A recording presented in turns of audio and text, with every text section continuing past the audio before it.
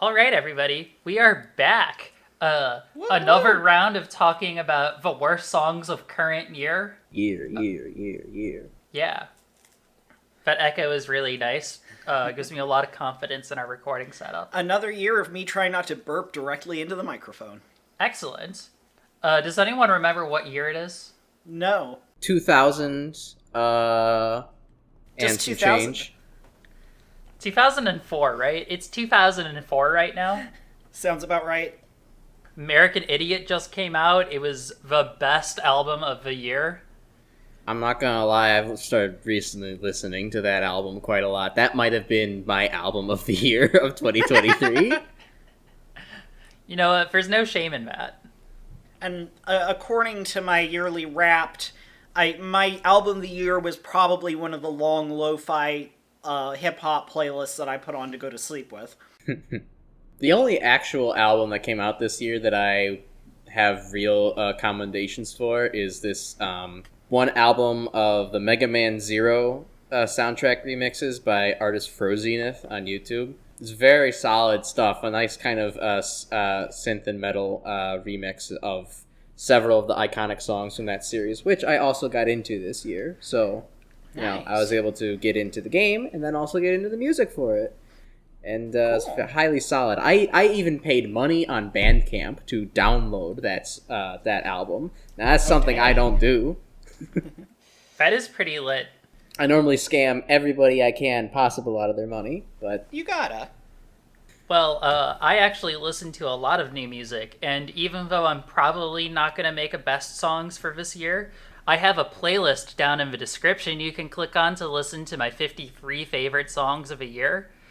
And I don't know, I might post my top stores with my 25 favorite albums or something, but... So there is some positivity that will come out of this. Yeah. But that's not what we're here for today. My album of the year was 10,000 Gex. Nobody could have seen this coming. Wait, there was a new Gex album? Yeah, it came out in like March. Shit. Alright, I gotta listen to that now. Alright, see you in 25 minutes. Okay, not now. This year I'm changing the formula up a little bit for the worst songs. Now, how are you doing that? Well, there are 9 songs I would like to talk about because I think that they're funny bad and we can get a decent amount of content out of. Uh-huh. Down from like the 15 to 18 or whatever we had the last few years. But before we do that, remember how we talked about I'm good, yeah, I'm feeling alright in last year's video? Yeah. Well, a lot of parts of that have aged kind of weird. Like, remember how I said that no one's allowed to make covers anymore, and then a cover of Fast Car went to #1 on Billboard? No! That... As it turns out, that was pretty funny. But bad interpolations and bad samples did in fact continue into 2023. Nice. So, I want to get through the first 13 songs on my list in about the first 2 to 3 minutes. Nice. Alright, let's blast. Let's drive an even faster car. So what I've done is I have created a YouTube video called The Worst Interpolation / Samples of 2023 that I'm going to link for you. And it is just going to be hit after hit of bad interpolations and samples. And I'm not going to say anything. I would encourage the two of you to give your full unbridled reaction to everything. Cool. That sounds good. Eris, I do have one question. What is an interpolation in audio terms? If you were to sample something, you would directly use the audio and manipulate that or like rap over it or whatever. Sure, yeah, you'd use the stem directly. Yeah. So an interpolation is more so using like the notes and the words, but you perform it yourself. Oh. So Okay. I'm good, yeah, I'm feeling all right is an example of an interpolation because it is kind of covering it, but like kind of changing it. Okay, so it's kind of like what I would think of like as an arranged soundtrack rather than an official soundtrack. Yeah. Okay. You kind of make an arrangement of it and make it into your own song. There are some songs that use interpolations I think are very good. 84, 85's 115 is possibly That's a lot of my numbers favorite. to be thrown at me. We didn't graduate math over here, Eris. Not like Sounds you. like you're just trying to tell me your digits right now, and I already have those, thank you. That's just an example of an interpolation I really like that uses an old song in an interesting way to put a new spin on it. And unfortunately, interpolations are more known as like kind of a lazy cash grabs of like, I'm going to write a song and I don't have a hook for it, so I'm just going to borrow a hook that I know people like. If you don't have your own hook, store-bought is fine. No, it isn't. Stop buying your fucking hooks from the store. All right, Gordon Ramsay, calm down. Not every one of us have all the time in the world to make a new hook. Wait, what hooks are you getting if they're made out of lead? Are you just trying to poison all the fish in the river? No, that's the problem with store-bought hooks, is the store-bought hooks are made out of lead. You need to use homemade hooks that won't poison all the fish. But how will I poison... have to cut the steel yourself. How will I poison the minds of this generation's youth without lead? Mercury? Yes, she's got me there. This is going to reveal my lack of knowledge about 90s hits. Yeah, that's pretty bad. Oh, hurt me. Okay.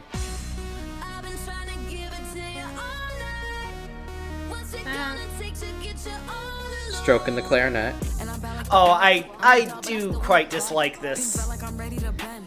It's not terrible, but it's just... Oh. Wait, what was going on?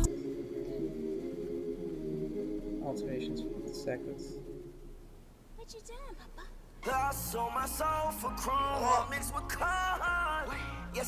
Oh wow, how is this worse than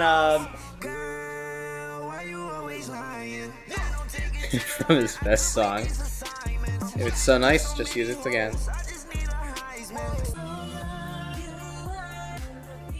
What is wrong with her voice? That's the worst I part vaguely of this one. recognize that, but I have no idea what it is. They added the drunk filter to her voice there. You're not my mother! You can't tell me what to do! That one kind of works, I'm sorry. I don't like Yeah, it Mega does, Trainer, actually. but... No, this slaps. This is amazing. Fuck Shut you. up. I don't recognize it either. This is horrible. Why? Why is it the... Now this thumbnail is great. Oh, yeah. This is a Death Drips thumbnail.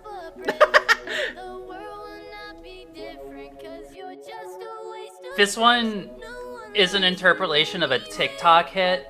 A TikTok influencer, I don't remember her fucking name, no one cares, released a song called Build a Bitch, and the whole point is like, it's not like an interesting feminist point, but it's like, you know, nobody's perfect and men are super picky about like what they want or whatever. It's like, it's a cute song, it's catchy, it's like not profound. Interpolating it as some sort of like bitter and vengeful and like straight up vindictive breakup anthem is like, yeah. I genuinely think Piece of Shit might be my least favorite song of the year. Yeah, it's just so spiteful. Well, now what are we going to talk about, Eris? If we already told us what your least favorite song of the year is. Well, there's plenty of other bad songs to go around. Sign me up. I'm hungry. Fill my plate up. There's plenty of space. It's My Body, I Can Fuck Who I Want To might be my second least favorite song of the year. No, that one's great. I love it. Although I was hearing it closer to the originals was It's My Party, I Can Fuck Who I Want To, which is a great sentiment. That's a lot better. Even though it's my body, I still can't just fuck who I want to. I prefer a messy party bitch song rather than a, oh, I'm empowered because I have sex song. Fair. It's like, yes, you're empowered because you have sex. That's wonderful for you, but is it fun to hear about? No. Quick, someone play the Diane quote again. So, I think that those are bad uses of song. Actually, some of those are fine, but like I felt the need to include them. Like I personally don't mind Barbie World or like It's What Is fine. Love as much as I know some people really hate those. It's like, it's just, I love the original Barbie girl so much, so being like, oh yeah, this is our big remix for the movie, it's like, that's fine. I love Nicki Minaj. I love Barbie girl. I don't think it was a match made in heaven. Oh, by the way, in case you weren't counting, Nicki Minaj appeared on that 5 times. Good for her, Although, honestly. to be fair, 2 of them were songs she appeared on, but I didn't play, like, her section on it because she wasn't doing the interpolation or sample. Nicki Minaj. Coyle Ray appeared 3 times. Now, I don't recognize that name. It's okay, she doesn't have an original bone in her body, thus appearing on this list 3 times. Okay. So before I get back into the 9 songs, I have a little bit more to talk about than just interpolation bad.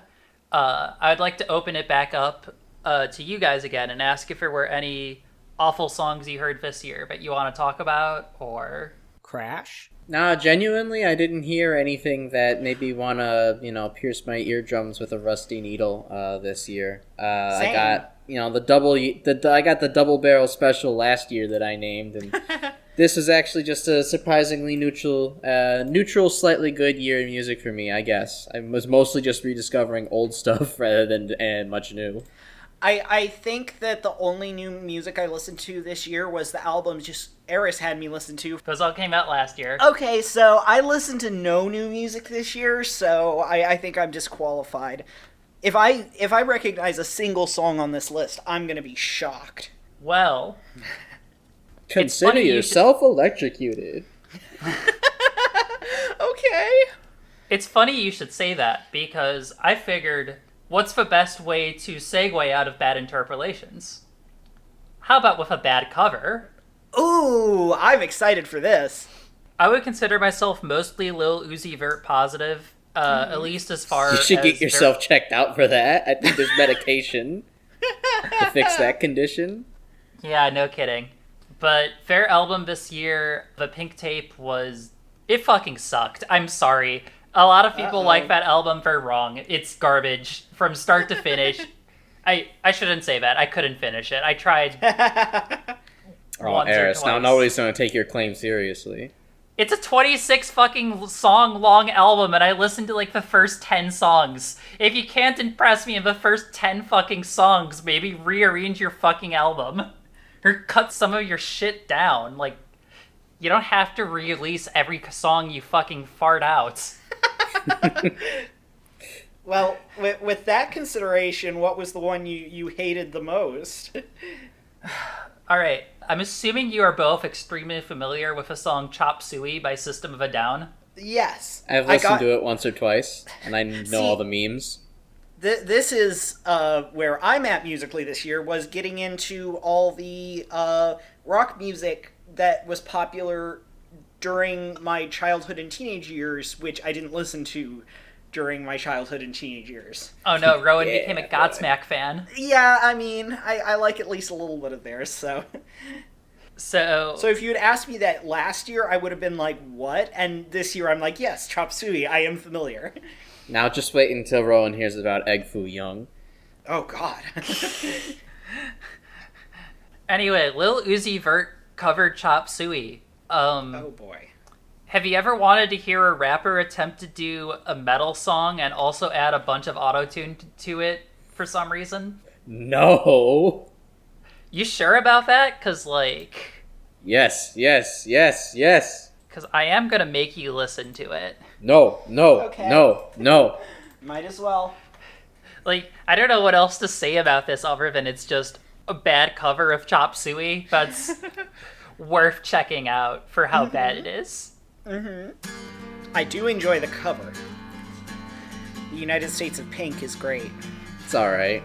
I mean, it's not really that much different from the actual thing. You don't What? need to add words over the intro to Chop Suey. No, you No, don't. Just let it build. Why would you do that?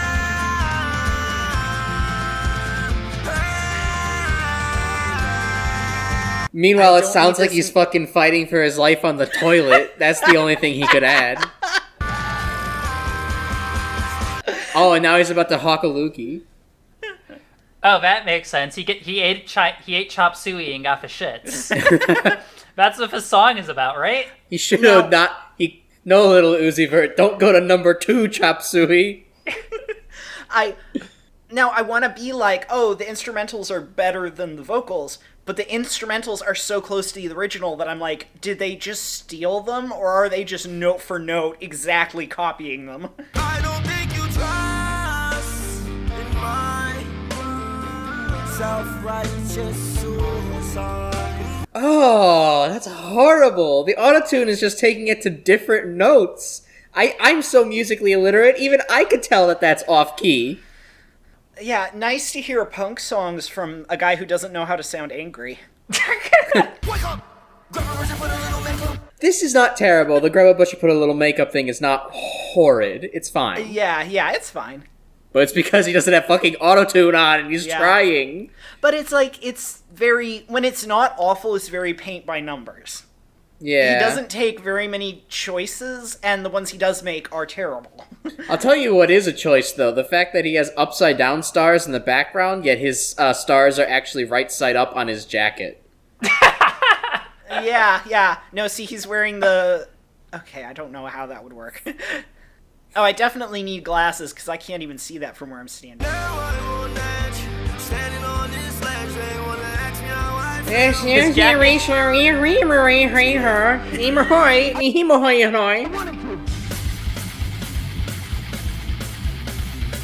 like the instrumentals are great, because they're the instrumentals from Chop Suey.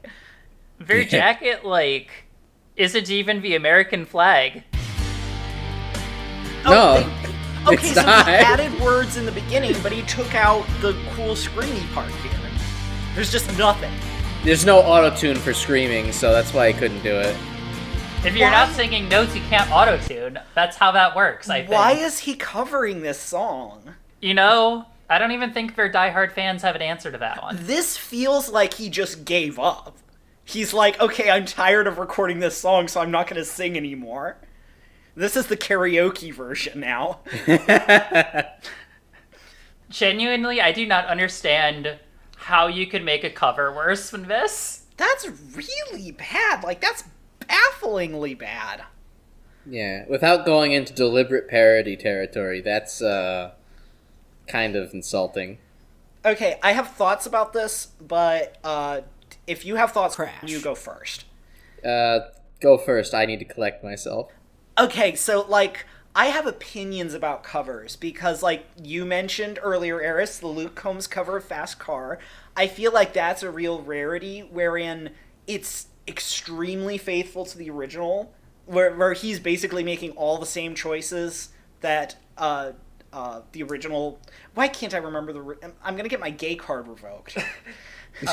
Tracy Chapman. Tracy Chapman, he made all the...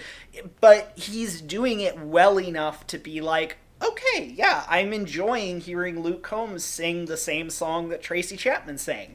And that's very hard to pull off, because if you do that in a very lazy way, then it just comes off as like, well, why are you doing it? Why am I not just listening to the original? I have so much more respect for somebody who makes their own artistic choices with a cover and fucks it up. Because it's like, you know, they had an idea, they were trying something. And I feel like this is really the worst of both worlds, because how similar it is feels very lazy, because he's not bringing any artistic talent to it. And the choices he's making also seem very lazy. He's like, well, I want to do something wild and different, so I'll auto-tune my voice, and it sounds like trash. I'll auto-tune my voice and make it off-key. Yeah. Right. No, I couldn't sum it up any better myself. Like, that I really enjoy interesting covers, or, I mean, hell, even just adequate covers. Like, I would say, like, Weezer's Teal album is a great example of, you know, both very good covers that actually implement their own style in the songs they don't normally do, as well as some that are just like, okay, they're clearly just having fun with something they grew up with when they were younger. But this song did really not hit any of those notes. Like, sure, maybe Lil Uzi Vert actually listened to this when he was younger, and probably enjoyed it, but it doesn't really feel like it. Yeah, it really didn't put in the effort to, like, you know, actually That's sound also, like, yeah, I'm really proud of this. Yeah. I really enjoy this song. It was influential. This sounds really just like kind of That's lazy. I also don't mind a nostalgia fest. I don't mind a singer who's just like, I fucking love this artist, so I'm gonna do their song. And it's like, even if that's bad or cringy, it still is like, you know, genuine. It's cute, it's endearing. I like it when like artists instill their own sound onto a song. Like, even if a song doesn't need their sound or necessarily work with their sound, it shows it's like, hey, I like music like this, but I also like the song, and I kind of want to do a little bit of both. And hearing someone known for kind of making trap rap just straight up attempt a metal song and butchering it is kind of, it's like, well, what was the point of that? Yeah.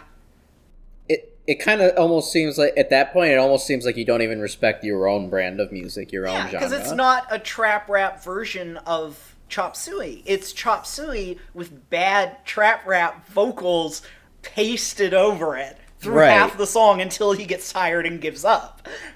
I could definitely go on my own talk about like the art of covers and stuff that I might like want to put together, but it's just, I feel like you said, a lot of covers are very faithful and they're kind of boring, and a lot of covers are like, do you even like this song? And this hits both of those perfectly. That's what he was going for. Now, before we conclude this segment, this is my favorite part of every single video we watch, is reading the top comments on YouTube. The first one... it's Trash. Comment Corner. Welcome to Trash's Comment Corner. Today we're going to be taking a look at some comments from some red-blooded patriotic Americans that really know music. The first comment I see is, "Thank you, Little Uzi. I was paralyzed for 19 years, but you made me get up and turn this shit off." Next, "I'm going to play this at my wedding at the end of the night when I want everyone to leave." We got kicked out the hood with this one. And let's see here. And we making it off the label with this one. And then I think probably the best summary is, "There are things even autotune can't fix." I think my last comment is going to be, you know, apart from anything else, I do wish that they had featured this flag in the Barbie movie. You could probably wear that flag to both to the Barbenheimer special. It would probably do well with both. Yep. Shit goes hard on mute. We getting jumped in the hood with this one. Most of the bad song comments on YouTube videos tend to be very similar, but I do get a kick out of, I don't care what you think, the part at 3 minutes and 34 seconds is fire, and the song is 3 minutes and 32 seconds long. That's pretty good. It's 2 minutes afterwards. Or 2 seconds. Okay, what's our next victim? Okay, so the next song is going to be our hot take of the evening.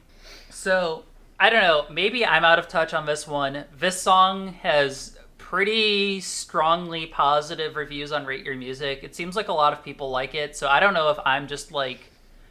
I don't know if I'm out of touch or if I'm just being a hater, but I thought this next song is kind of not great. You don't know if it's Out of Touch Thursday or not? No. It could be Out of Touch Tuesday, though. True. Could be. It's... I do think it is probably the best song we are going to talk about tonight, but that's not a strong compliment. So there's some rapper who I've never heard of, but he started a meme side project called Cash Crabs. That definitely sounds like an episode of SpongeBob. Well, that's the thing, is that he is role-playing as Mr. Krabs and making trap music. No fucking way. Okay, I know this is going to be bad, but I wish that it wasn't, because that's an excellent concept. And here's the thing. My favorite trap rap album of all time is called Trap Ketchum, where somebody role-plays as Ash Ketchum and does a trap rap album where he reimagines Ash Ketchum as a gangster. Yeah, and that's beautiful. I think that this album works because it has it just has so many Pokemon puns. Like, my absolute favorite is Call Me Charmander because I'm a fire starter. That's very cute. It goes, he he just fully thinks everything through and, like, comes up with, like, puns or, like... He's the Weird Al of Pokemon trap rap. Yeah, or, like, plays through it logically, and he samples a lot of Pokemon music to, like, make his thing, and... Oh, that's actually really cool. I think he has a good voice, he has energetic music, and, like, it's mostly in his own style. Like, I know there's other trap music that's like it, but I don't listen to it and go, oh, you're just trying to be this popular rapper, but with a meme coding on it. And with Cash Crabs, one, they're desperately trying to be Lil Uzi Vert. Like, well, that doesn't hold up well. Almost every creative decision sounds like it could have been made by Uzi. Like, from the flows to the beats to, like, everything about the music is just straight up Uzi worship. Like, Uzi's, like, normal songs, not their Chop Suey covers. Which I have no basis for, so I'm gonna have to trust your word on it. But I also just don't find the connection to the meme material to be that interesting. Yeah. I did look up the lyrics, and they do have, like, some fairly specific references to episodes of SpongeBob, but so, like, the majority of the song is just, like, super basic. It's like, yeah, I'm Mr. Krabs, I like money, I don't like paying people. Okay. Because there's a lot of room in the SpongeBob reference. Well, a lot of great content from that. It feels uncreative to me. Yeah.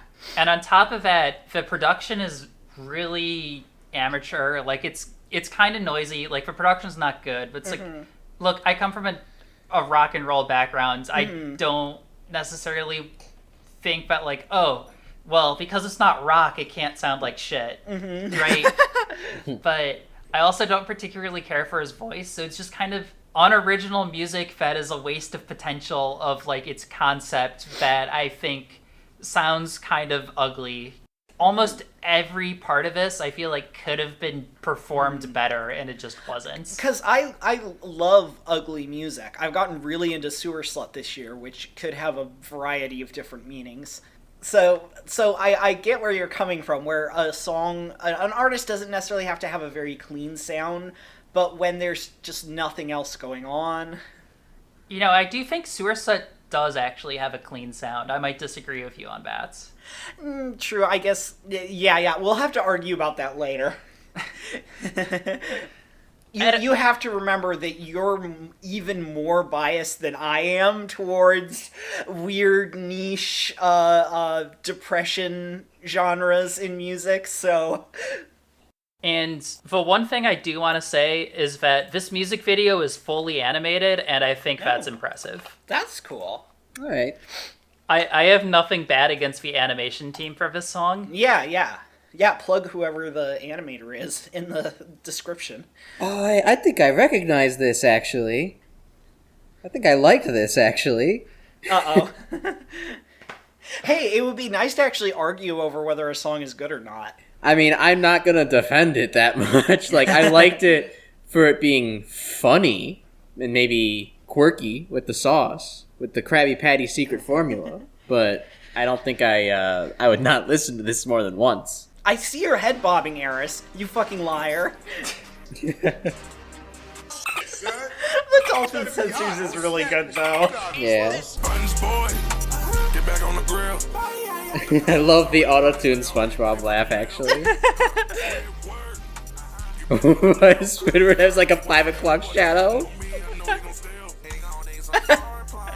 We're gonna spend the whole time laughing at the video. This probably isn't worst song of the year bad. I just think it's a wasted potential. Yeah, I can see that. It's a very well-placed bitch. I think they should make clean versions of all their songs that use dolphin sound effects in case of all the swears. Yeah, I think that would actually make it more popular. Yeah, I definitely, like, if this was half the length, I think I would be like, that's cute, that's funny. Now that he's repeating verses, I'm like, okay. I mean, that's the hook. Yeah.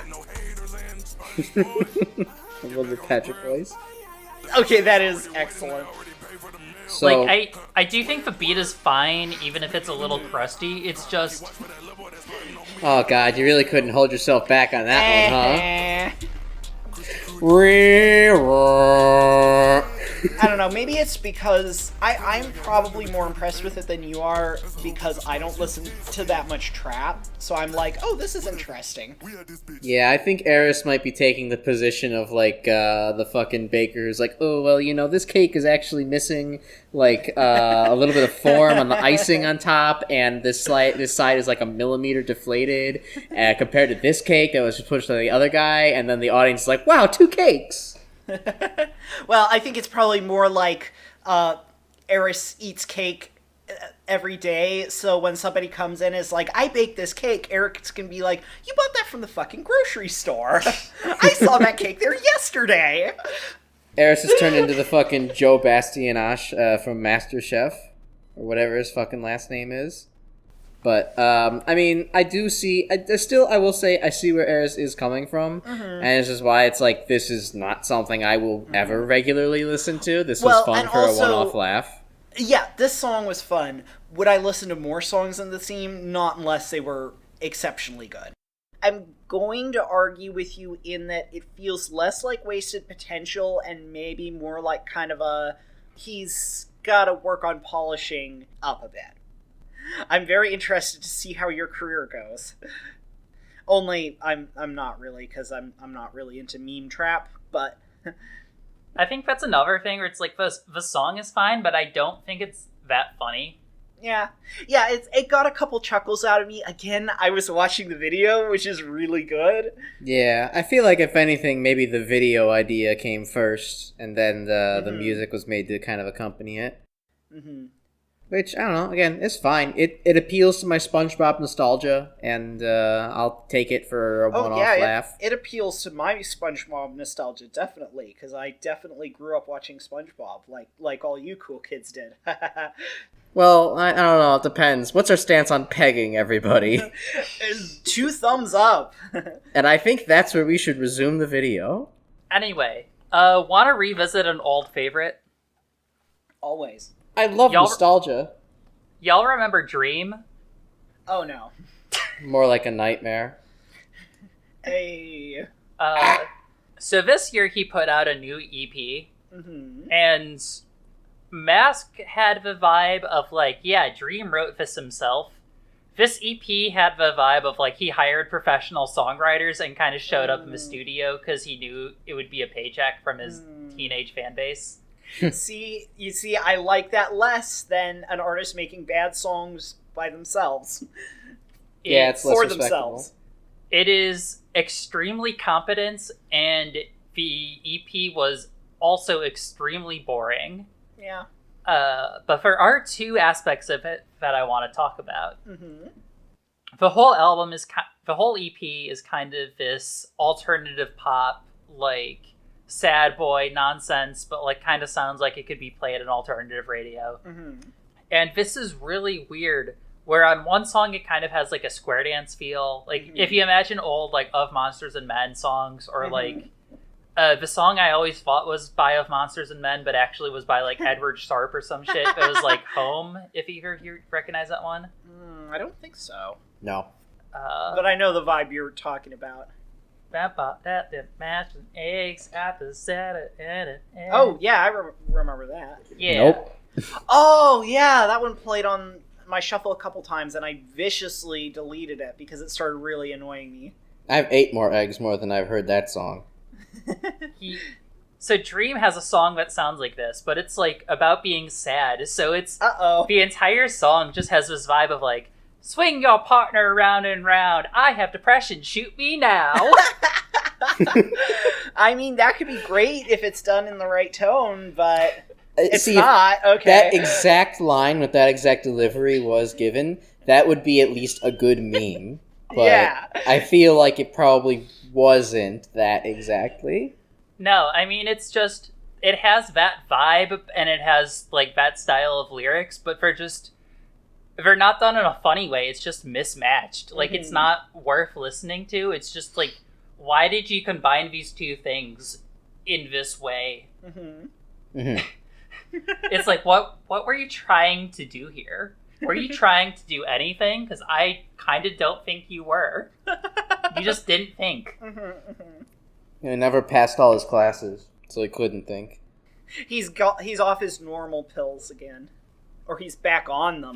The other song I wanted to talk about is called Everest, and the thing's about like how he's on top of a world, so it's like he's on Mount Everest, right? Okay. Oh boy, what an original take. The song's boring, but comedy rapper Young Gravy has a verse, and it is why full of lines that are that are very much in that Kanye West area of like, I don't know if this is so bad it's good, or if you're like in on the joke that it's bad, and so it's like so intentionally good it's good, but like also bad. Oh boy. And Kanye has like that tongue-in-cheek delivery where it's like where he says, when Kanye says shit like black girl sipping white line, stick my fist in her like a civil rights sign, it's like I have not heard that one before. You know that it's like at least somewhat self-disparagingly. He's like he like knows he's saying stupid shit, but he's gonna lean into it. Yeah. How would you put a civil rights sign inside of somebody? Well, it's the like fist raised up is like the sign of black power. So like he's fisting her is the joke. I see. I miss this joke because I'm white. I'm fucking whiter than you are. I could badly, but not in spirit. This is going to become the whitest podcast you know. This is three white people doing a podcast. It's pretty average, to be honest. Talking about hey, now the Adventure Zone is 4 white people doing a podcast, and none of us are related, so you can't even claim nepotism. I just want to read out a few lines from the Young Gravy rap verse on this song, because I was working while I was listening to this, and I was like doing double takes. Yeah. So the verse starts, still up on that mountaintop, getting mountaintop. Counting wop while she counting licks like a Tootsie Pop. Watering your daughter while you're watering her crops. No! Ew! Gross.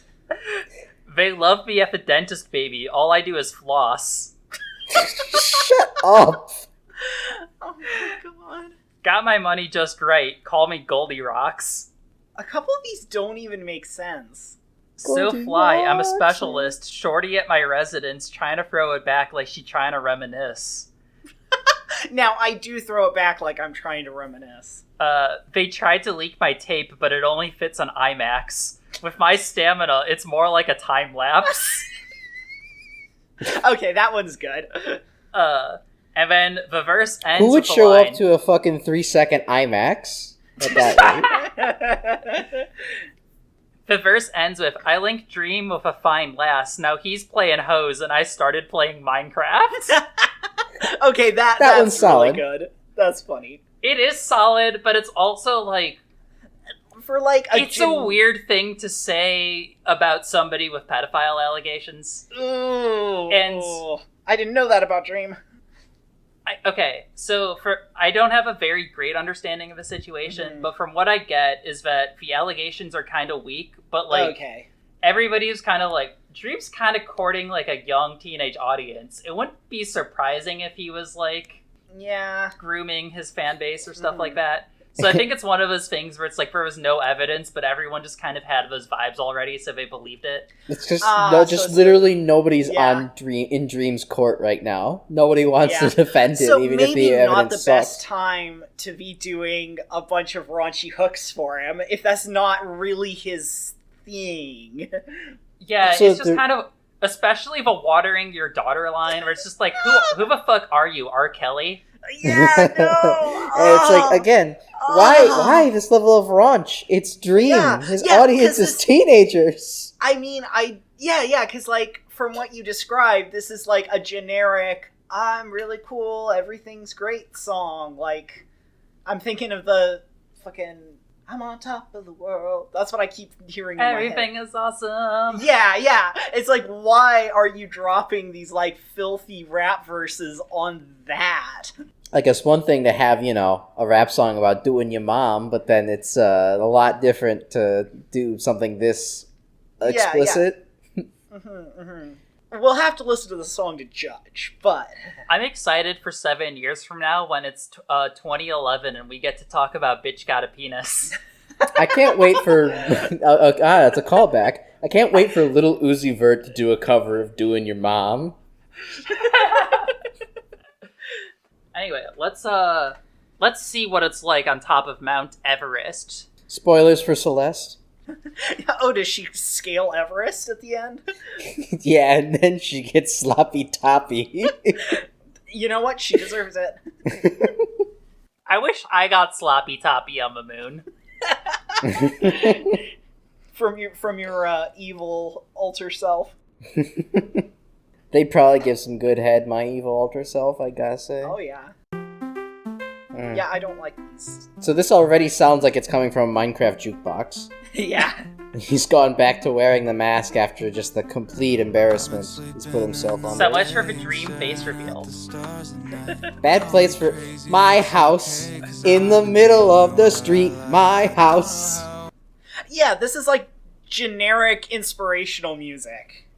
It's a cute tune. I don't hate it, but it's Do you think very Dream generic. wrote it? Yeah, he didn't. Oh no, here it is. Watering your daughter while you watering your crops. They love me evidence, baby. All I do is floss. Got my money just right. Call me Goldilocks. There's too much booby in here for this fucking audience. Like, I get it. Teenage boys are getting horny and they're getting pubescent, but I don't like this. Yeah, no. It's like, they should at least be watching or listening to hornier music. Yeah. Again, this is like if American authors randomly had horny ass rap verses. This Like, the age range of the visuals just don't line up with the age range of the fan base. Remember, kids, binge drinking is cool. Remember, kids, it's so cool to just want to party with hot girls and want to pretend to fuck them. I mean, to be fair, It's a lot definitely of not pop music kind of perpetuating has any- that problem, but I feel like that's like another conversation. Yeah, there's no need to perpetuate that somewhat toxic masculine trait. I feel like most pop stars can argue that, like, for fan base is supposed to be adults, even if it isn't, but, like, I don't know.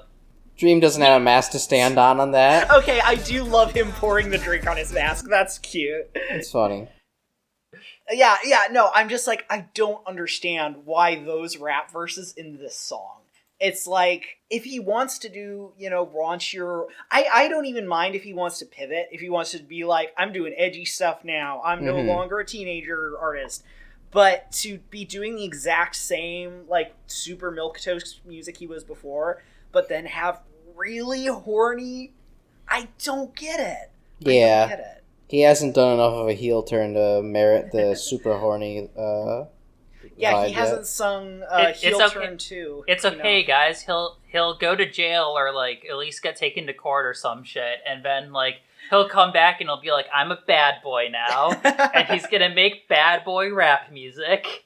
I spent 5 days in the can. Now I'm a hard boy.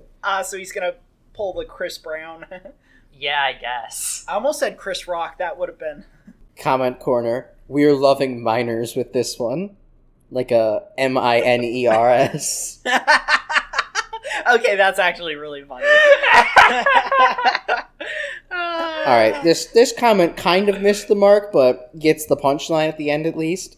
0% drugs, 0% money, 0% women, 0% cars, 0% talent. I'm also gonna say, I did not know about these allocations. I have no opinion on them because I have done no research. I'm fully comfortable in saying I don't think Dream is a very good artist. So, Yeah. Those are my opinions. Pretty much everything I've heard about it has been filtered through my partner, so I'm Okay, going to say yeah. that as a... Yeah, I'm going to say I don't really have much of an opinion on those specific allegations either. I don't really I know have much about it. opinions on his I just music agree and- with what Gumball's voice actor said on Twitter that one day.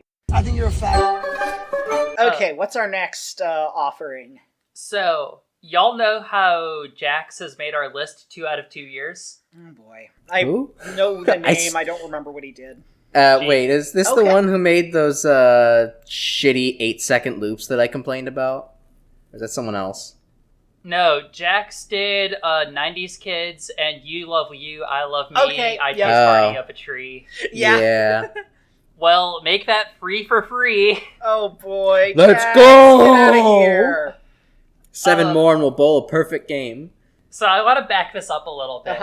Because I want to talk about the culture. I'm drunk and I have a question for the cancels.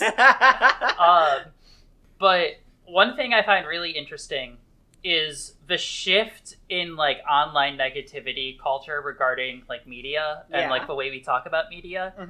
And 10 years ago, maybe a little bit before that, the whole idea was like, you're not allowed to engage with media genuinely. You have to be smarter than that media. You have to point out the plot holes, and you have to point out how things don't make sense, or like how the writers didn't think something through to prove that you are an intellectual. To prove that you're nerds. Nowadays, that line of thinking is mostly dead. If you do that, you are mocked relentlessly.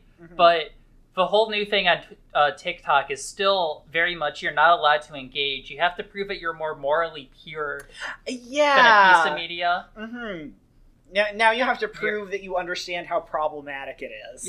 You're not allowed to like this thing because it's problematic. You have to prove I am morally pure, unlike this Disney movie. Oh god, I didn't realize that whole mindset is just repackaged early 2000s irony poisoning. Well, the thing is, too, when it comes to Disney movies, I think it's really funny that even though these approaches seem diametrically opposed to each other, when it comes to Disney movies, their complaints are exactly the fucking same. That's incredible. You look up, like, some TikTok kid being negative about Disney movies in 2023, and these are the same same quote-unquote feminist complaints that people were having about Disney movies in the fucking 90s. Time is a flat circle. Online debate is always the same. I wish we got a princess that was a flat circle. I wish we had a princess that was a flat earther. Okay, don't think about it too hard. Round robin, which Disney princess is a flat earther? I think it's Jasmine. That might be good. I have to think about my Disney princesses again. Nope, Ariel. Ariel is definitely a flat earther. Yeah, it's probably because Ariel. Because the fucking pelican told her, and now she believes it super earnestly. Yeah. That's true, but Ariel has more of a scientific mind than most of the other Disney princesses. True. She would want to prove that the Earth is flat for herself and come out realizing that it isn't. But she would definitely have a flat Earth phase before she debunks it. Yeah. That's true. I can't think of which Disney princess is a flat Earther. Yeah. Snow White? Like Snow White, yeah. Snow White's a flat earther. She believes in traditionalism and values and isn't very bright. She's probably a flat earther. Yeah, she ends up ruling the kingdom instead of the evil queen, but it turns out she's actually worse because she's like a Margaret Thatcher kind of figure who just wants to regress all the policies. Right, she's like, when I was a kid, it was perfectly fine to get kissed by a prince and get married straight out of a decade of sleep. Alright, well, I love the line of thinking here. I do have to go to bed in an hour and a half. Okay. So, Jax released a song this year called Cinderella Snapped, and it's exactly what you think it is. Hold on. I'm sorry, but that on the subject that you just that sounds too much like Atlas Shrugged. Is this a libertarian Cinderella song? No, it's like 2014 BuzzFeed feminism, but released on TikTok for 2023 audiences. Okay. It's like, I'm making Disney movies feminist. Cinderella doesn't need to be saved by a man anymore. Ariel didn't throw her life away for a man because she killed Prince Eric. Oh, yes, boy. I haven't watched the movie in 15 years. Yeah. I don't want to complain about bad takes about The Little Mermaid or Beauty and the Beast because we'd be here for an hour. Yeah, I will link my Rate Your Music forum post that I made about this that explains why I think people who say that Belle has Stockholm Syndrome or Ariel threw her life away for a man are fucking idiots. Yeah. So you could read that to your own content. There's also a couple Lindsay Ellis videos to help with that. True. it's just, I don't know. She's so smug, pointing out about, like, Disney movies aren't the peak of feminism, as if this is, like, a new thought and not something that people have been saying since the fucking movies came out. I have to say, so far, this is the song that I'm most like, I don't want to listen to this. It's not clever. It's not interesting. It's not funny. I don't know what the point is, other than to appeal to 11-year-olds who are just learning that feminism exists for the first time. That seems like Jack's whole career. You know, I think that's also the company tagline to Disney. I'm not sure why we're making these anymore, but it'll appeal to 11-year-olds that just figured out what feminism is.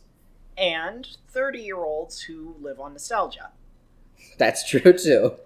30-year-olds who want their children to grow up with the same things they did, but don't have a VHS player anymore, so they can't, like, whip out their VHS copy of The Lion King and need to show them the live-action remake instead. I honestly don't think I've listened to this song in, like, a year, so I don't have any more, like, thought-provoking commentary to make on it. This is my least favorite Into the Woods song. God, I hate this. I don't want to listen to this.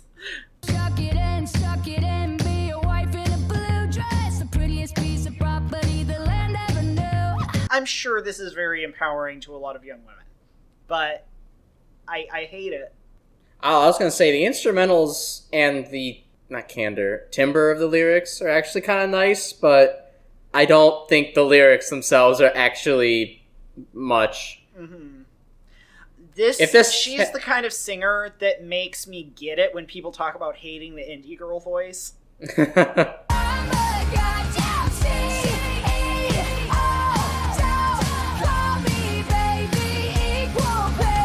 Cinderella saying she's a CEO is, like, the definition of girl boss feminism. Jax is the type of person to unironically say, like, why do we say girl boss? If a girl is a boss, she's just a boss. Oh, boy. I love the argument that girl bossing is just the neoliberalization of feminism. I do enjoy her writing her own slash fic there. No feet? Who's got a lover now? Yeah, Ariel a biomedical degree? In that era? I don't think they had colleges in that Disney movie. Saying that Ariel was confident without any feet, as if that was her problem, is just such a, like, have you watched this fucking movie in the last 20 goddamn years? Like, if you're gonna make critiques of the Disney movies, at least fucking watch them! Yeah.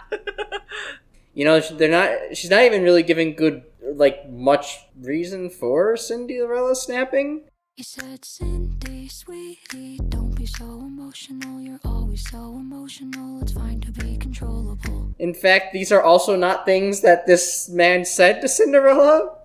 None of this shit happened in the goddamn movie. She's pretending to fucking critique. Uh-huh. She's it's like she's making her own narrative to how bad the movie was. If she wanted to play with, like, generic fairy tale tropes, she didn't have to name drop Disney specific characters and traits. Right. She could just say Cinderella once and have that, be part of the thing, but it doesn't have to be everything here. Yeah, it's like she names drops Tiana, who is like a trademark Disney character, not a generic fairy tale. So she can't say, oh, I'm just talking about the story of Cinderella in general. I'm doing my own interpretation. It's like, no, you're talking about the Disney movie. I don't even disagree with all of these. Like, I haven't watched Snow White in a while. Yeah. Do I feel like Snow White has aged pretty poorly? I would assume so. Yeah. But it's like... Honestly, I'd kind of hope so. I'd hope things have changed in, 100 years? 90, but, like, yeah. Yeah. It's like, stop fucking straw-manning a movie so that you can dismantle it and appear smart on TikTok to, like, 11-year-olds. I'm gonna start writing indie pop songs about Disney movies, but it's gonna all be about, like, the history of the Disney animation department and the milk call Headswoggle. There's so many comments that are actually very positive about this. It's a shame. Again, especially if young girls are getting something positive out of that, That's awesome. Jax is probably doing more good for the world than I am. I'm still allowed to criticize her for doing it in a stupid way. Yeah. It's good to do some good, but God, please don't please don't do good in an irreversible direction or like at the peak of a pendulum swing. That's not what we need. I can appreciate traits and like nonsensical feminist songs. Like I actually really like Build a Bitch. Yeah. I think it's a good song despite the fact that it's not particularly like deep or interesting.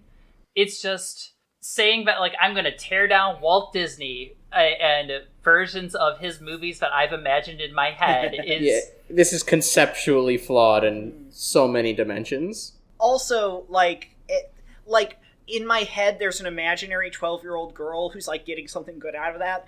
That's mostly, like, her and her imagination and the cool fanfic she's gonna write in her head after hearing this music, not Jax.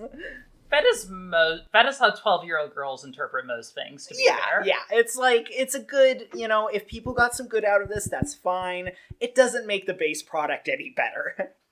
I think musically the song is whatever. It's fine.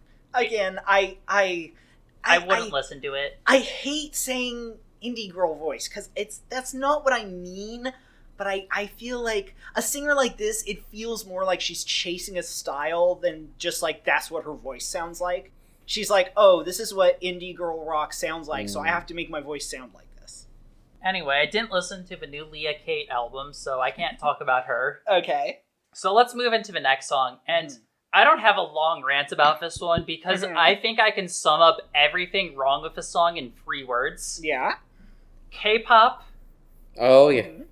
Meghan Trainor. Oh. That just went... my expectations went just on such a roller coaster dip down. Okay, I will say, I do kind of like All About That Bass as a guilty pleasure.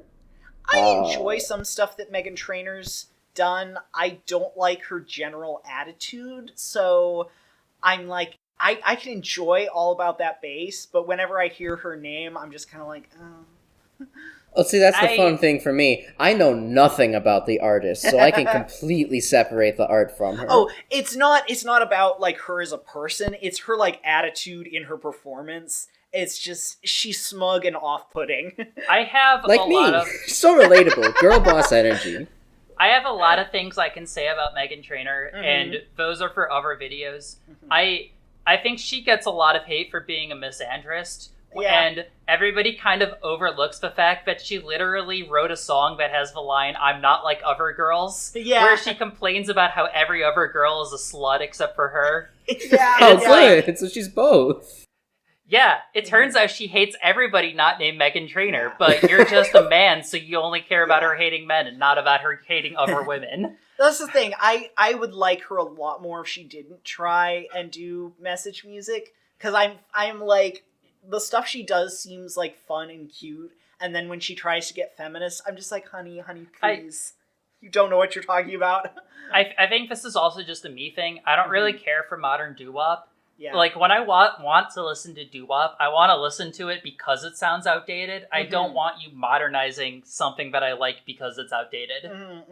So her music just doesn't do anything for me, but, like, I understand why other people might want modern-sounding doo-wop, and I think that is a valid lane to be pursuing, even if it's not something I look for.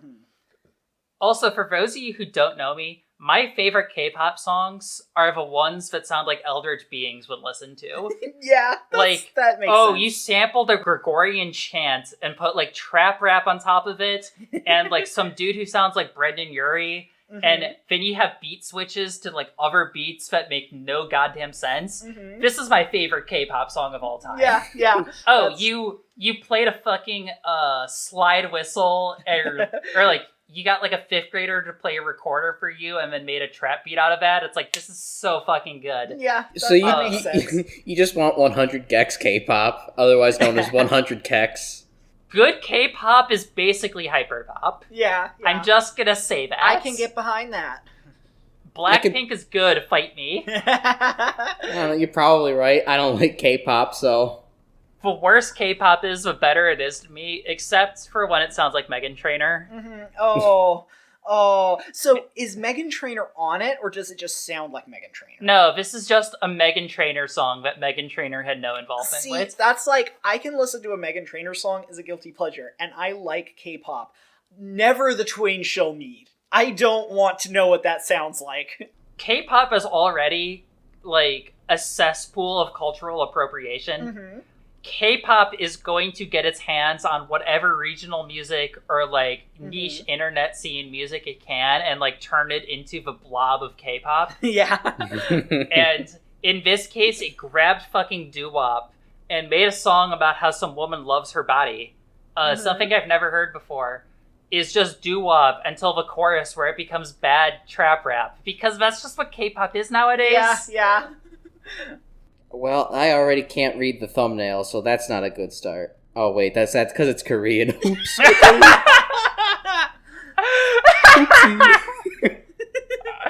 Okay, your turn to count us in. It actually isn't Korean. Oh, wait, no, it isn't Korean. Motherfucker, this is terrible. I love my body, that's my body. Oh, that does just sound like Meghan Trainor. I mean, her voice is very pretty. It's alright, yeah. I kind of love this, I'm sorry. I think it would maybe hit different depending on how well you could hear the lyrics or understand them. I'm sitting next to a Meghan Trainor stan. I can't believe my fucking life right now. Listen, you let me into your apartment, you're letting me sleep on your couch, I'm gonna touch all your things.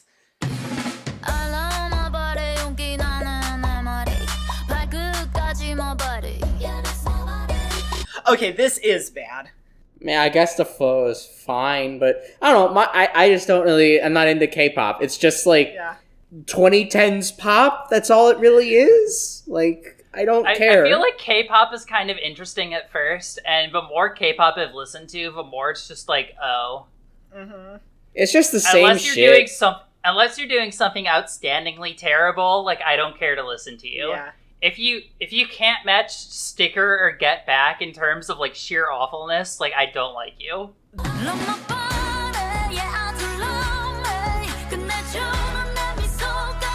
This is definitely Ooh, two what are they doing songs with the bridge stapled right together.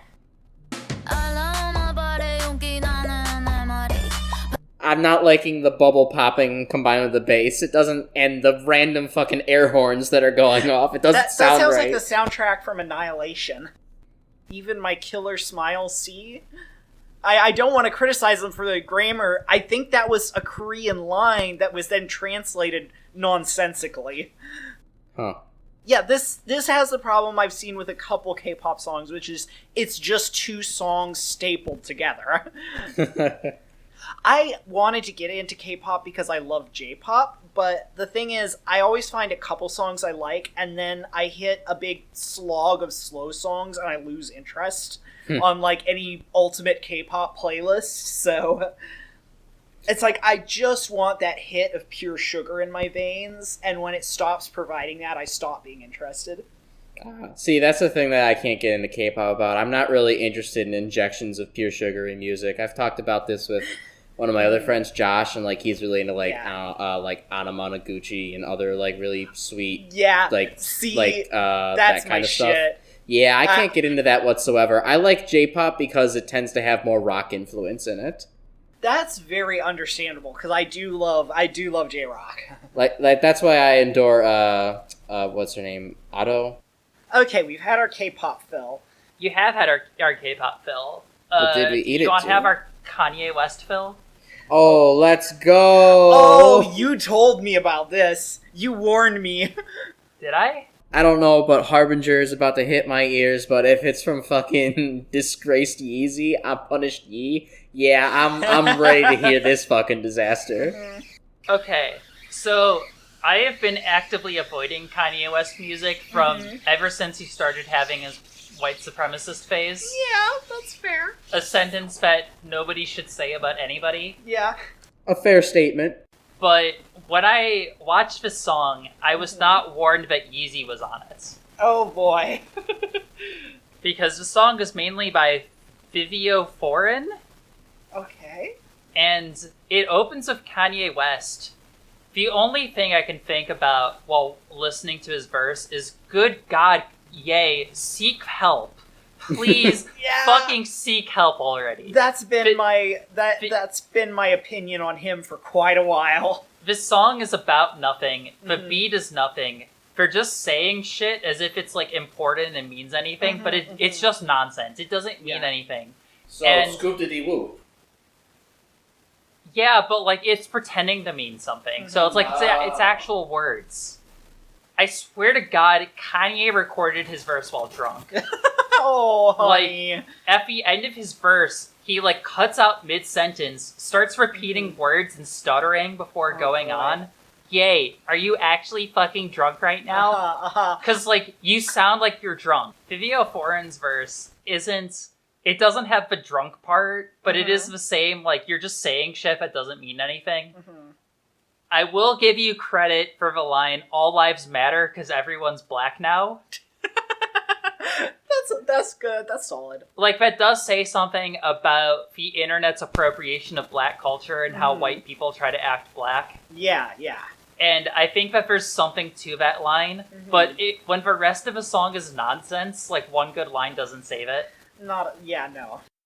And it's so try-hard and edgy. They're wearing masks and, like, pretending to be badass, and it's just like, guys, what are you doing? Yeah. Genuinely seek help. I don't want to watch people like this. Yeah, no, this is... Yeah, we've already talked about the ethical concerns of watching music from a bad person. What about the ethical concerns of watching music from someone in the middle of a mental breakdown? Which I guess, if you were a Bjork fan in the 90s, I suppose that's what... If you were a Fleetwood Mac fan at all. Well, the thing about Kanye is that I feel like he's past the crest of being this good, disturbed artist. Yeah. And now he's just disturbed and sacrificing his art's quality for it. Yeah. You have passed the point where you're getting good art out of your personal struggles and depression, and you, like, actually need to get therapy. Yeah. I am going to say, too, the song is called Concussion, so maybe Kanye West is role-playing somebody with a concussion? That we'll could be. See. Do people with concussions act like they're drunk? That doesn't sound correct. I don't think that is. I think I've been speaking to somebody who's had a concussion recently, and she has not sounded anything like that. I watched my friend get a concussion while we were ice skating, and, like, she wasn't acting drunk, she was just kind of out of it. I mean, if Yeezy has a medical degree, then I'll be impressed. Given Yeezy's interpretations of other things in the real world, I wouldn't imagine if he had a fucked up interpretation of what a concussion is like. Yeah. But say the diagnosis to professionals, like Dr. Dre. Yeah. Anyway, y'all ready to witness a concussion? A thing I'm really fucking lucky to have not have gotten last week. A car crash in slow motion. It's like I'm watching you fly through a windshield. Yeah, you know we at. Yo, that was the freshest fucking pigeon I've ever seen! God made me for the pressure. Woke up out of pressure. Oh, he said woke. There's clearly some kind of sign. This is another song that seems like it's turning into different songs moment by moment. This video is it's too much. This video does feel like a concussion. This would be cool if it was someone other than Kanye. No, I'm not going. And everyone knows it now. Everyone knows it. Everyone know it. Am I wrong that Kanye just kind of sounded like he was drunk and forgot what he was doing there? Yeah. A little bit. Kind of didn't have anything extra to say. Over 1942, then it's over. 1942. Okay. You really couldn't squeeze in a 1948? I'm used to not really understanding rap because I don't get the references, but this really is just like, these words are not sticking in my head. Yeah, I'm not saying anything. Yeah. There's nothing here. They're basically just saying that they're hard and that they have clout and that people know who they are now. Yeah, the beat keeps changing and it keeps like, tripping me up like I'm going down the stairs and I missed a step. Everybody crazy, says the man who went and said certain things on Alex Jones' show. That's the answer. I was Bao before they gave me name. Oh yeah, that's such a weird line too. It's like, who was he before they gave you a name? It's like, I was a fucking fetus. They gave me a name as soon as I popped out my fucking mom's vagina. I mean, some kids don't get named for a while, so... Some kids get named before they pop out of their mother's vagina.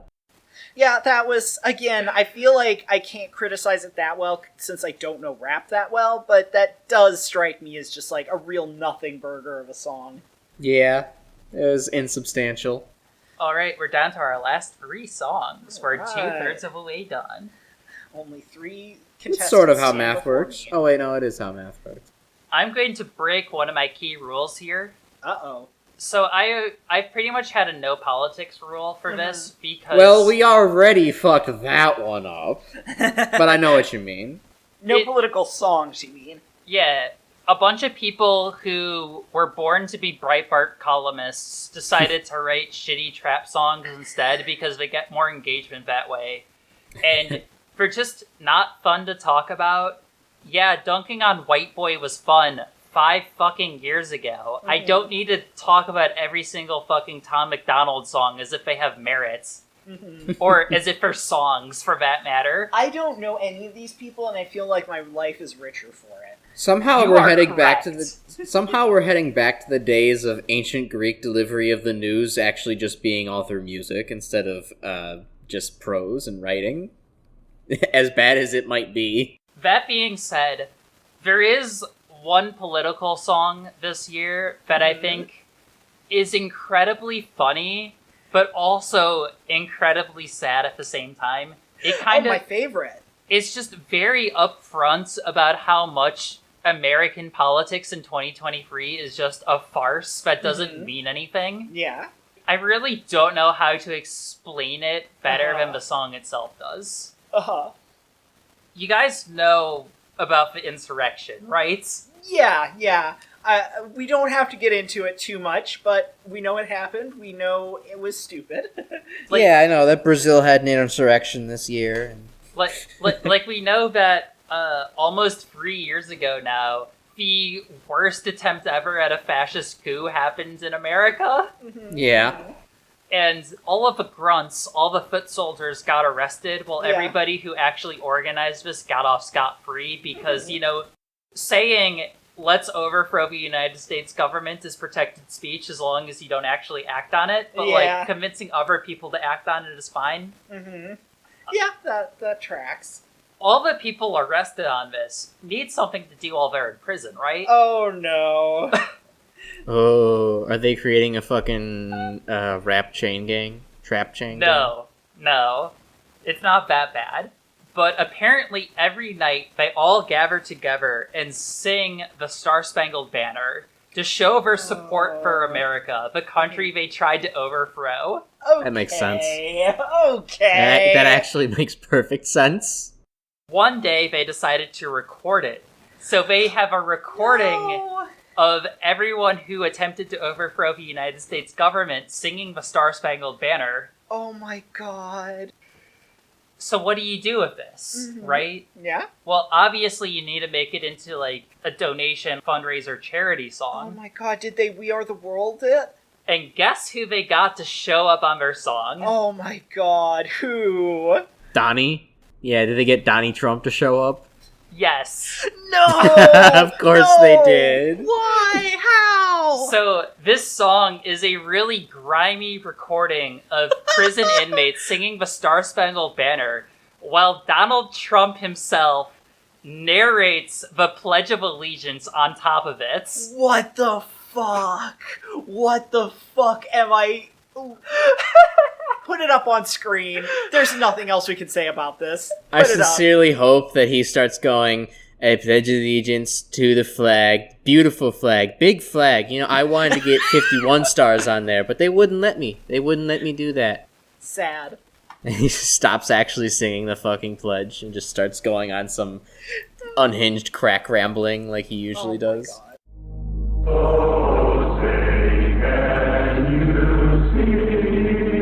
And the thing is, this might not even be them. This feels like it could just be ripped from a live broadcast of some baseball game. Yeah. I pledge allegiance to the flag of the United States of America. I think this is what it sounds like when you start going to hell. This is what greets you as you begin to descend. This is beyond parody. You can't parody this without being obvious. Nothing making fun of this can be as funny as it just is by itself. It would be like, you know, you couldn't even make fun of them if they were doing a bad job singing the song, because Star Spangled Banner is objectively very hard to sing. But the fact that they're doing pretty good, you know, just staying on tune is... I mean, they do it every night. What else are they supposed to do with their time? They're in fucking jail. That's a fair point, actually. I don't know. There has to be some extra wiggle room for artistic irony to parody this further. I feel like there's potential for more here. I just can't quite think of it. I know, Eris, you say otherwise, but, like... the fact is that this is still very genuine, as fucked up and backwards as the logic behind it is. Like, there's some way to make it more ironic. And make it funny, you are a legend. You are the fucking god of comedy.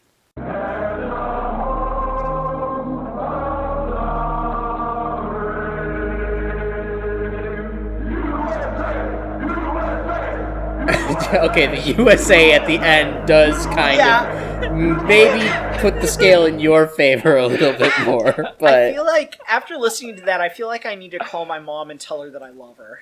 It's like, I'm like, what am I doing with my time on this earth? What am I accomplishing? I feel like the way you could make this more funny is if you made a ska remix of it.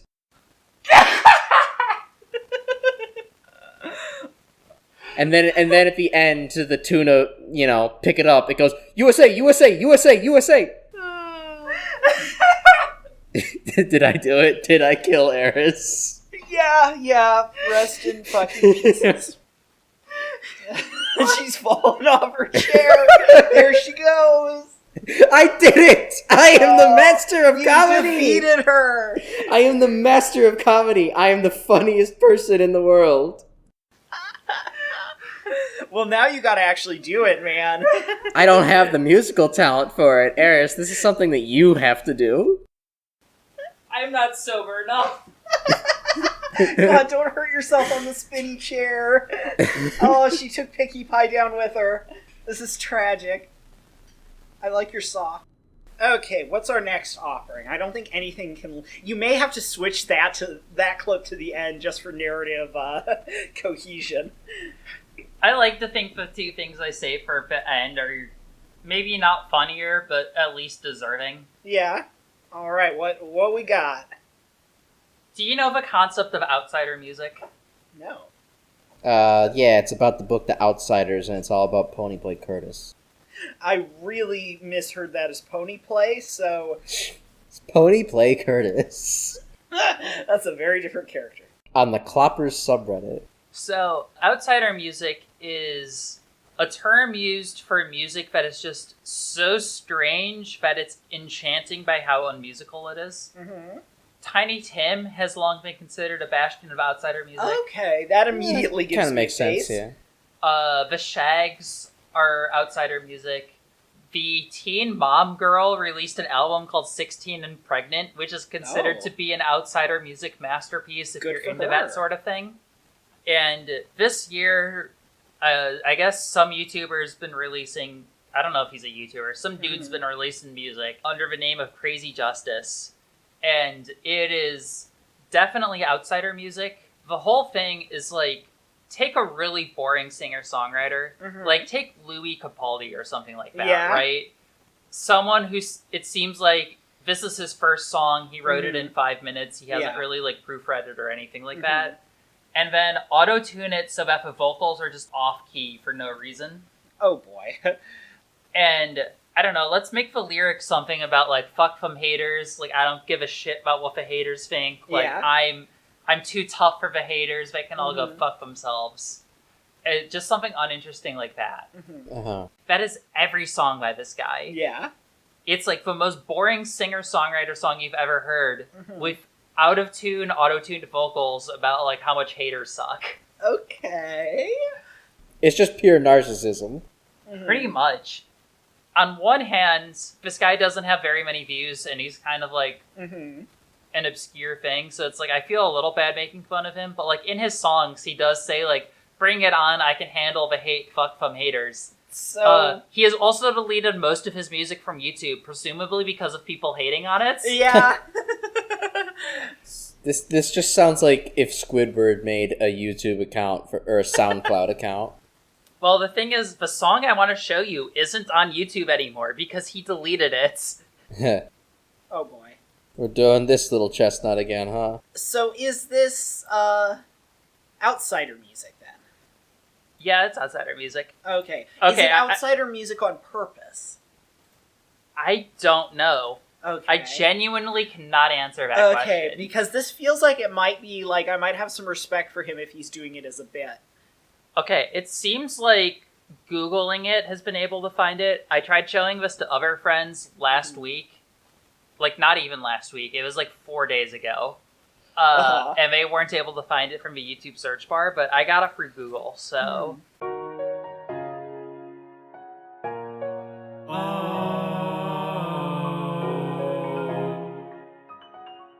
Oh. Got Gregorian chants on top of a random piano. This has got to be a bit. No, this is not a bit. I think this is a bit. I think this man is a creative genius. No, you stay on your chair. I don't feel this doesn't feel like a bit to me. This sounds like somebody who's just legitimately not self-aware enough to know that they sound like a parody of themselves. Yeah, honestly, if it's not a bit, I feel bad making fun of him because, like, no, I think it's a bit. I think it's a bit. You have to wonder what music this guy listens to if this isn't a bit. Mm-hmm.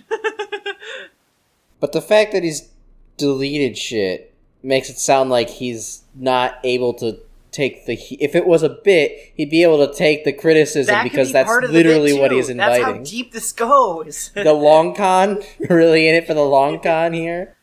It is really interesting hearing him say, like, nothing will ever get to me, and then seeing he deleted, like, 9 out of 10 of his music videos. Now, I will say, since you started off name-dropping Tiny Tim, who I legitimately like, I'm immediately like, if he is doing this on purpose, it's not working, because, like, something like Tiny Tim is extremely deliberate, and this is much more just, like, throwing your food at the wall. It's not deliberate, it's not interesting, it's just gross. Yeah, that's the thing. If you get rid of all the off-tune auto key, the song is just boring. Yeah. Like, this wouldn't be worth talking about. Yeah. This is no tiptoe through the tulips. The only other thing is that this is maybe somebody who's been convinced into doing this, and that's extremely sad for me, so I'm gonna hope that's not the case. So it's someone who's been convicted into doing this. This is their punishment. You've been sentenced to the Rebecca Black treatment. Hey Siri, play Auto-Tune Baby by Madonna. Alright, hey Siri, can you play Auto-Tune Hydrogen Bomb to counteract the Auto-Tune Baby? I do have one song left. Okay. Is it a I good feel one? significantly less enthusiastic about this than I did at the start, so let's go. How do y'all feel about Ronnie Radke? Do not know the man. Don't know them. He's the frontman of Falling in Reverse. Don't know them. Oh. Okay, Eris has introduced me. I thought the name sounded familiar. Crash. Do you ever feel like your life is like a video game, trying hard to beat the stage, and all the while you're still collecting coins? I feel like my life is more like a plastic bag floating in the wind. Something, you're unique and incredible. And do you ever feel like hosting a metal show at Six Flags? Now that actually sounds like it would be fun. Oh, it wasn't! Yeah, I showed Rowan a video about Six Flags hosted a metal show featuring Falling in Reverse, and Ronnie Radke threw the mic stands into the audience and sent several people to the hospital and has since banned metal from being played at Six Flags. How heavy was that fucking mic stand? I mean... Heavy enough. Yeah. It's just like, it's not... Okay, if you said one person, that would be more normal. Several people? Well, didn't he throw several microphone stands? Okay, I that's a don't remember at detail this I could have point. needed to know. Yeah, he got a little rowdy. The man's a little bit of a rowdy boy. Ronnie Radke is not a great person, and his music is also similarly not very great. Metal Mic Stand One is of those my people, favorite it ride at makes it- Six Flags. It makes it really simple separating the art from the artist because they both suck. It's like, why separate them? They both sing to the bottom. Back in the day, a few years ago, when I wanted to do a video series on bad albums, I released one video, I recorded 2 videos, and I scripted 3 videos. Mm-hmm. But I was listening to more bad albums for ideas for the show. Mm-hmm. And one of the albums that I definitely would have featured eventually was a Falling in Reverse album. Mm-hmm. The only thing I remember about it is that it's serviceable metalcore, and then he just starts rapping and everything falls apart. Uh-oh. I like hyperpop. I like genre infusions when they're done well. Modern genre infusions do feel like somebody liked listening to metal but also likes hip-hop and decided they wanted to make both genres and found a way to make them work. In the 2000s, when people combined metal and rap, it sounded like they were desperate. Mm-hmm. Unilaterally, every single one of those bands sounded like they mostly liked metal but wanted to appeal to the kids by making rap. Ronnie Radke is no exception. Bad Girls Club, I think, is one of my least favorite songs of all time. It is obnoxious, it's juvenile, it doesn't sound good.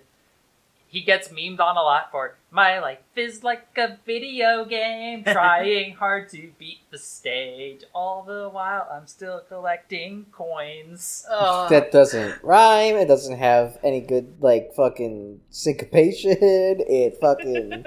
It sounds like a "How do you do, fellow kids" line that has no place in metal or hip hop.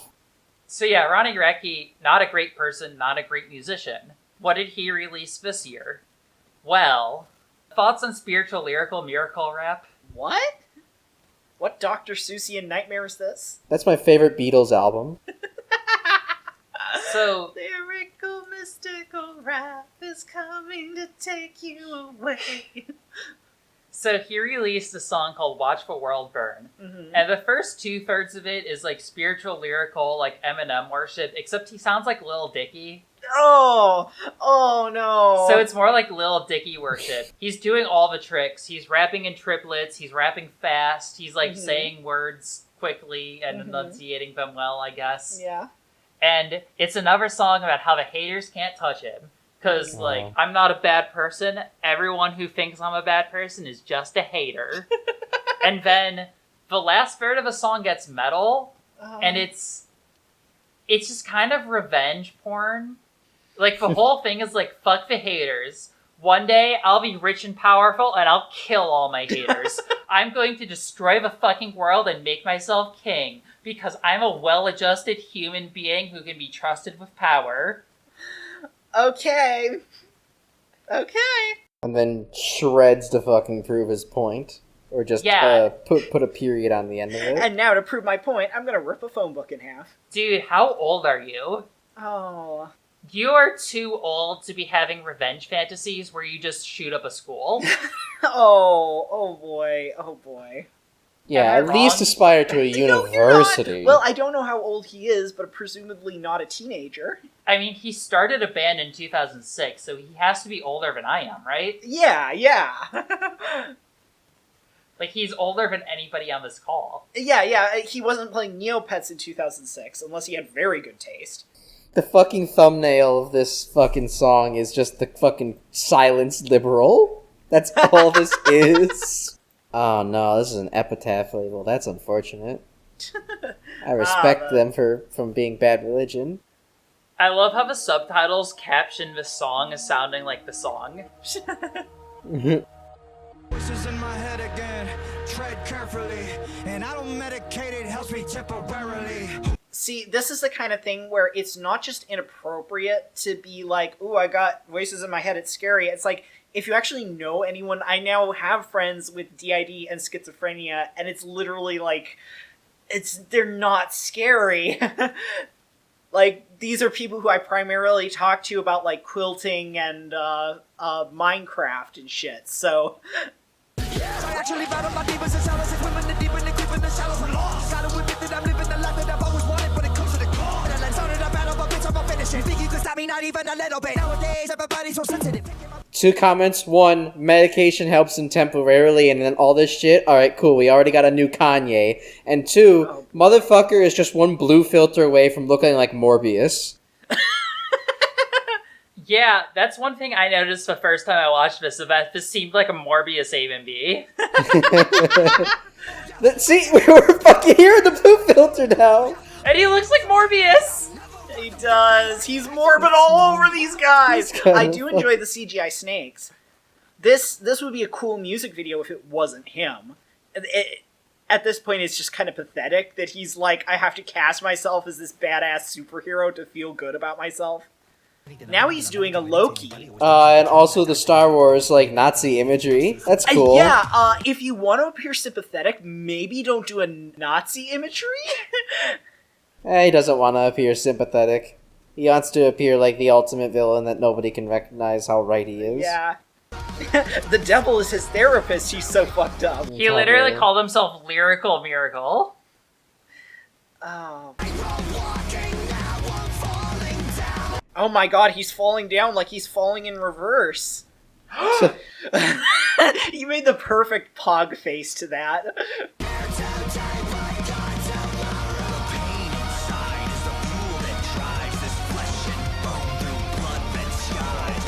I kind of enjoy the key change, but this is like... Yeah, the key change is fine, but like, this guy is just not appealing. That's not enough to save it. Problem is that I kind of like overly edgy, evil villain type music, and yeah. I kind of like that metal breakdown. The thing is, I like metal villain songs too, but it's like, this is just cringe. Yeah, knowing the full story of this man, yeah, it's cringe. No, I like how this sounds, but like the lyrics and the attitude bring it down for me. So stupid. Alright, now we're also in that stupid, like, ultra low fucking growly lyrical shit that I hate, so I'll take back what I said. See, I unfortunately like imprinted on this nu metal sound as a kid as like, this is what sounds cool. This is what cool sounds like. So now whenever I hear growly nu metal, I'm like, oh, they're badass. They're cool. Why does it transition from like spiritual miracle intellectual rap music to cringe nu metal revenge fantasy?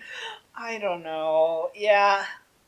I mean, it's passable nu metal, but the lyrics and everything just brings it down for me. I feel like the video is the worst part, where he just starts cutting people on half of his laser eyes. It's like, what are you even doing? Yeah. How old are you? Yeah.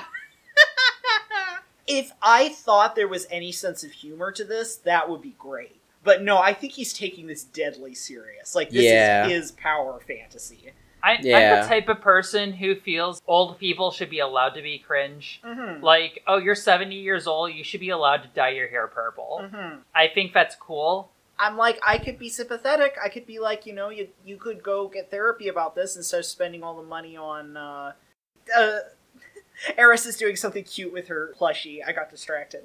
It's like, I could be sympathetic to him, but since he throws chairs at people, or he throws mic stands at people...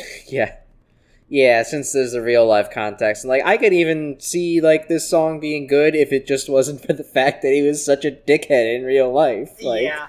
Honestly, I think the lyrics are pretty bad. The lyrics are mid as fuck, but, like, I could just, turn my brain off and enjoy it overall, especially the fucking metal key change breakdown there. Like, I think that's cool, but... And I could even take everything that is here and be like, yeah, you know what? This is just like my bad day song. But it sounds like this guy is fucking constantly having this bad day and really seriously contemplating it. That's kind of sad. Oh, you think I'm a bad person? Well, I have dirt on everybody I've ever met, and I choose not to say anything about it because I don't want to rock the boat. Do you still think I'm a bad person? To quote the person that he also fucking looks like in this video, liar! Fucking looks like Kylo Ren.